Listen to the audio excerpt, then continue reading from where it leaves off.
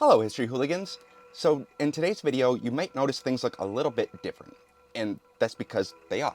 I really want to start producing more content for you all, but one of the biggest challenges I'm facing is editing. I want to be able to put out videos at a faster clip, so for longer form videos, around 20 to 30 minutes, I'll still use the green screen, but for shorter videos, like around 10 minutes, I'm going to use the set.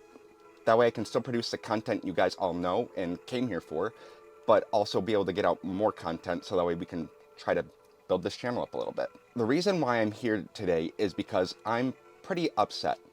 And I guess just a little bit of background on myself. I have a master's degree in history from Central Michigan University. So when I see articles such as this by CNN that states Trump's chilling effect is coming for museums, I get angry. Basically, what this article is saying is that historians and researchers are expressing grave concern about President Trump's push to purge museums of information he dislikes. Such political interference stands to impose a single and flawed view of American history onto the Smithsonian, placing at risk the integrity and accuracy of historical interpretation. Which is true. If you're only getting one side of the history, you're not getting the full picture. There's always two sides to every story. This also makes me mad. I had this article pulled up the other day, but now it's asking for a subscription. Why are you paywalling information like this? I'm not sure if all of you heard about this the other day, but Trump stated that the Smithsonian Museum is out of control. In his view, how bad slavery was. Part of a pattern by Trump in his second term to reframe historical narratives, in particular about racism and discrimination. Slavery was an atrocity. There was nothing good about slavery. So the fact that he's saying that they're emphasizing how bad it was, yeah, it was bad. There's no good to emphasize whatsoever. The only thing you can focus on and emphasize is how bad it was. But what Trump is currently trying to do is what we would call revisionist history. And although I'm not super in love with this article, I do still think they do a decent job of describing what revisionist history is. And this is by Mrs.org, and it states, revisionism relies on producing evidence that contradicts the prevailing historical accounts. For example, those who think Lincoln waged war to free the slaves might have a compelling reason to revise their opinion of him when they read in Lincoln's own words, cited by DiLorenzo, where Lincoln said, and you're welcome to read the quote on your own, I'm not going to get into that, but yes, this is what revisionism is. You are trying to rewrite the current status quo in terms of the history of that time. Usually, though, it is for a specific purpose. You're not revising history in order to make that history better. You are revising history in order to push an agenda. You are trying to push a point or an opinion. Now, that doesn't mean that we don't revise history. As new evidence comes forward, as we're able to put more pieces together of our past, obviously that history is going to evolve. It's going to change over time. But that's a natural process. That is a natural progress. We are updating history as we learn more about history. For history, we try not to look at articles or information that's past 20 years old. That's because information is a lot like a car. Your car eventually gets worn out. You drive it around enough, you use it enough, eventually you're going to need a new car. It's just not the same as it once was. Same with information.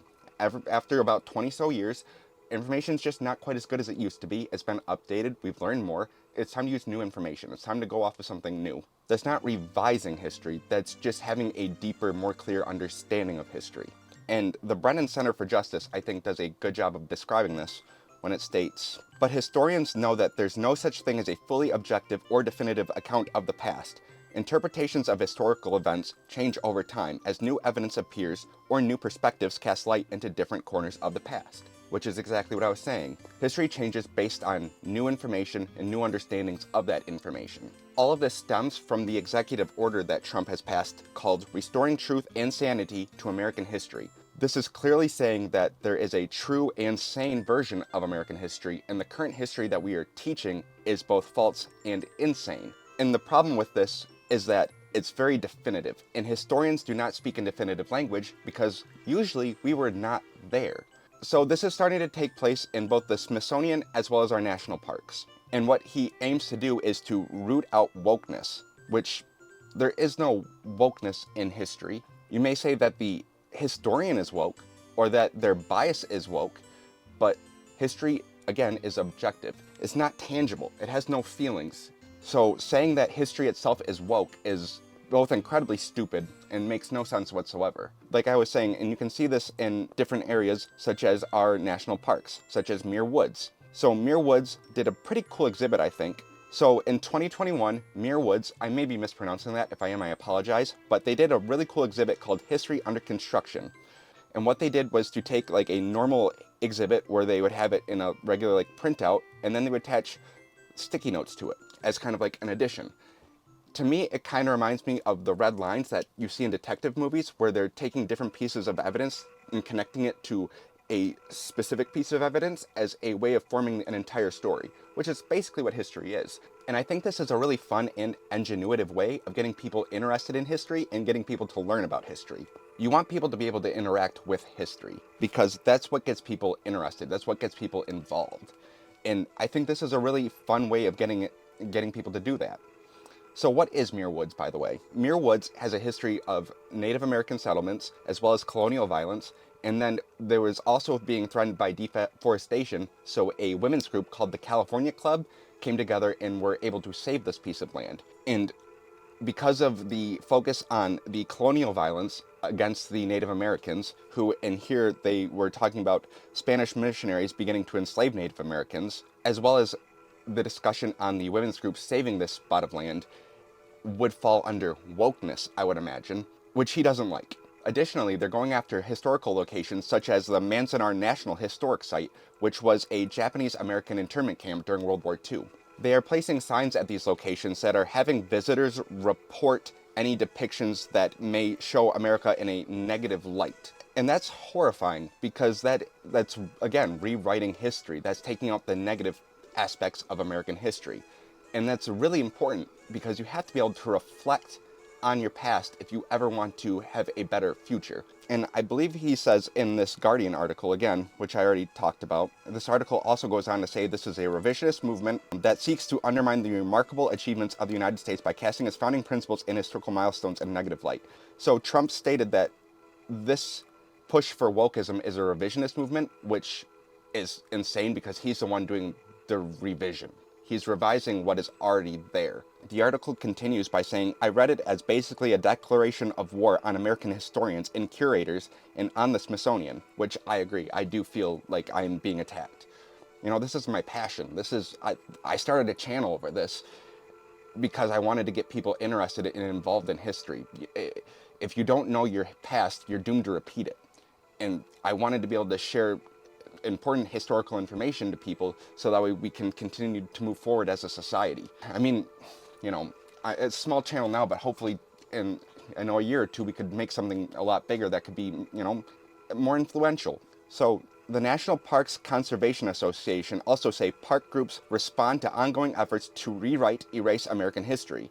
So when Donald Trump goes after our national parks, he's not just going after the parks themselves, because these parks all have their own websites that give the history of the parks. I just said parks a lot, I apologize. For example, our National Park Services have an article dedicated to canning and food preservation on the World War II home front. And it gives all sorts of information about canning and food preservation during World War II in America. And in these websites, they're going out and erasing information on LGBTQ communities. They're removing any references of slavery from the Underground Railroad, which was kind of the point of the Underground Railroad. They're effectively removing key aspects of American history. So the biggest question next would be why? Why are they doing this? And going back to the Guardian article that says it reminds you of a fascist state, it states that this is drawn from an authoritarian playbook. It's what the Nazis did. It's what Spain did. It's what Mussolini tried. This is like the Soviets. They revise the Soviet encyclopedia every year to update the official history. Americans don't have an official history. At least we've tried never to have. Which, I mean, I think Soviets are a little, you know, I'm not going to get into that in this video, but it's true. The Nazis did do that. You could see they were constantly trying to create their own history, their own national story. You can see this with the swastika. As per the Holocaust Encyclopedia, it states that the symbol is over 7,000 years old and can be traced back to having roots in Hinduism, Buddhism, Jainism, and Odinism. It had nothing to do with Germany. They just stole the history of other cultures and incorporated it into their own. And that's because they were trying to build their own national narrative. Not necessarily a true national narrative, but their own national narrative, we Americans also have a national narrative, which you can see specifically with our westward expansion. Westward expansion began in the 1810s, as per Nat Geo, where pioneers traveled essentially from the eastern part of the United States to the west, westward expansion, and they committed a lot of atrocities along the way. But they did this through the story of manifest destiny. Manifest destiny in U.S. history, the supposed inevitability of the continued territorial expansion of the boundaries of the United States westward to the Pacific and beyond. It was our destiny to move west. This created a permission structure for things such as the Indian Removal Act, as well as the Trail of Tears. It allowed us to perform horrible atrocities in the name of our own destiny. When you look up artwork from that time, from 1872, describing manifest destiny, you see a bunch of pilgrims moving west. You see them pushing Native Americans out of their land. As the West moves in, you can see Native Americans moving out, looking behind them. And there's an angelic figure in the center, which kind of harkens to almost a divine right. She is walking in hand with the pilgrims, with the colonists, as they move west, almost saying that it's our God-given right to move west. This was our narrative. This was our national story. This gave us a permission structure to commit atrocities because we didn't want to commit the atrocities. It was our destiny. It was our God-given right to take this land. It was our divine right for this land. And sometimes you gotta break a few eggs if you want to make an omelet. And that's pretty much what I see happening today. I believe that Trump is trying to create a national narrative, a new national narrative, in order to commit a heinous crime, would be my assumption. And you can see this in an article published by the concernedhistorians.org, which states, "Rewriting history is a global trend as governments seek to persuade people to believe their version of events," by Sally Gimson. The article goes on and states, "In the list of countries dipping into authoritarianism, and by doing so, attempting to control the past," goes on. I'll just read it. In this article, it states, "Peter Mandler, who was until last year president of the UK's Royal Historical Society, told Index that authoritarian regimes always want to have control over the past and to control the narrative." The article continues on by describing different countries such as India and Turkey and their use of government control to manipulate the historical framework of their country. And again, this is to control the historical narrative. And as I was saying before, the reason for this is to control the historical framework. Like people always say, learn your past so that way we don't repeat it. If you control the past, you can repeat those atrocities as many times as you want. You can continue to repeat history. And I assume Trump believes he can get away with this because no one's going to look into it. And honestly, he's not wrong. As per the National Literacy Institute, 54% of US adults read below the equivalent of a 6th grade level. Over half of America reads at or below a 6th grade reading level. It continues by saying, as of 2024, 21% of adults in the US are illiterate. That is almost 1 in 4 Americans that can't read. How on earth are you going to ever be able to understand history or be able to understand what's going on with these executive orders if you can't read them? How can you fight back against this if you can't understand what's happening? So I've been rambling now for quite a while, so I think I'm going to call it here. So I guess to summarize my point, history in America is under attack and it's being weaponized to hurt the American people. There's a new national narrative being pushed that is anti-woke, and it's going to be used to hurt us. You can already see this with the military takeover of our nation's capital in DC. It feels like it might be a testing ground for to be able to implement soldiers in larger cities across America. And it feels like they're doing a lot of things that the Nazis did, if we're keeping it a buck. By looking at this from a historical perspective, I would say we are definitely in the early stages of a military dictatorship, and it doesn't appear like it's going to get any better. This upcoming midterm may very well be our last election. You do not bring in the military to take over a city if you are looking to win an election. Or they're just really stupid. That's also a possibility. But because of that, I'm going to try my best to push back against these different narratives, these different talking points. I'm going to start trying to focus on some of the things that they're railing against, and I already have to a certain extent, in hopes of at least trying to do what little I can to push back. I'm going to do what I can to keep American history alive, because you have to reflect on your past in order to have a brighter future. And I just hope that tomorrow will be a better day than yesterday. If you liked this video, leave it a like. If you disliked it, feel free to hit a dislike. Subscribe. Feels kind of weird saying this after everything I talked about. But again, I hope you got something out of this video, and the rest was history.